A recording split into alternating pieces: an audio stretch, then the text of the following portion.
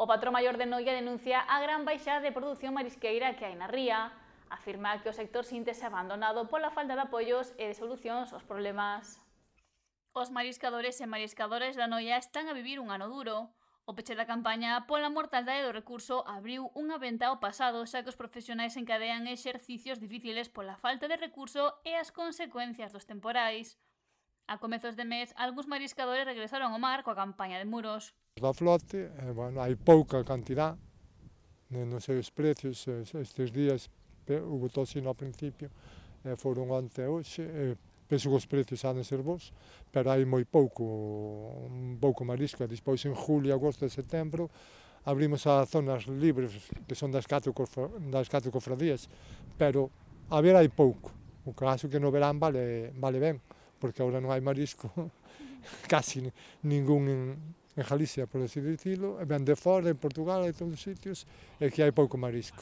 E que hai un problema, que hai un baixado de produción grandísima. Polo que use un estudo das rías para saber con total seguridade a que é debido e actuar en consecuencia para solucionar as causas. Cruz afirma que, aínda que sexa pouco, poder traballar é positivo para os profesionais. Se fai un xornal aí na zona libre, pois, por lo menos faise algo, non? Porque as axudas non son suficientes e acabanse. Son moi pobres, por así dicilo. Estamos abandonados. Eu penso que estamos abandonados.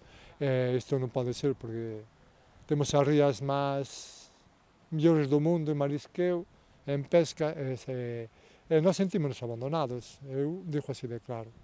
O sector enfrontase a unha complicada situación derivada dos temporais sufridos a comezos de ano, accións naturais que repercuten de forma negativa no sustento de miles de familias.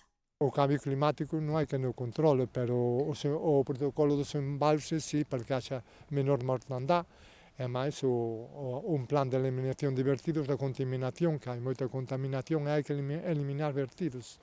É un estudio, como dixen, profundo de científicos que pasan nas rías que non producen. Esta situación obriga a moitos mariscadores e mariscadoras a deixar o seu traballo e buscar alternativas en terra. Se non é suficiente, pois buscas a vida. O máis sangrante tamén é a xente nova que xa non ves que veñan a facer cursos como outros anos, ou cando había plazas de mariscadoras a pé, pois apuntábanse 300 para 20 plazas. Agora xa hai 20 plazas, apuntanse 30 persoas.